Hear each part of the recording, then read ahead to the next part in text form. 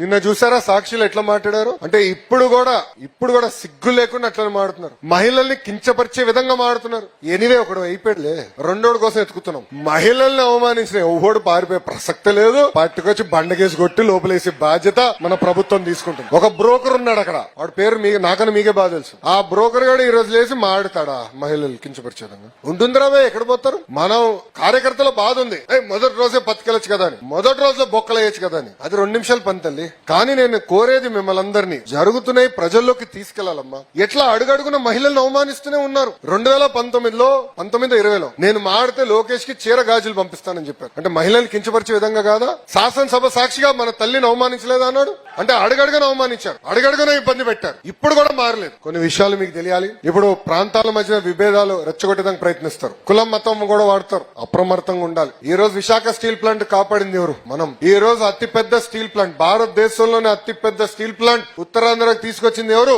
మన ప్రభుత్వం. విశాఖపట్నానికి అనేక ఐటీ పరిశ్రమలు ఈ రోజు వస్తున్నాయంటే, టీసీఎస్ గానీ గూగుల్ గానీ ఎన్ని వస్తున్నాయంటే తీసుకొచ్చింది ఎవరు? మన ప్రభుత్వం. రైల్వే జోన్ ఏర్పాటు చేసింది ఎవరు? మన ప్రభుత్వం. దానికి కారణం డబుల్ ఇంజిన్ సర్కార్. కేంద్రంలో ప్రధాన మంత్రి గారు, రాష్ట్రంలో బాబు గారు ఇద్దరు కలిసికట్టుగా పనిచేస్తున్నారు. రాష్ట్రాన్ని ముందుకు తీసుకెళ్తున్నారు. ఎస్, చంద్రబాబు నాయుడు గారికి అన్ని రకాలుగా అండగా నిలబడాలని బాబు గారు కోరతం లేటు ఈ రోజు ఇస్తున్నారు. మీరే ఆలోచించండి. 5 సంవత్సరాలు రైల్వే జోన్ పట్టుకొచ్చారా? విశాఖపట్నానికి వాళ్ళు ప్యాకేజ్ తీసుకొచ్చారా? విశాఖపట్నం ఒక్క ఐటీ కంపెనీ తీసుకొచ్చారా?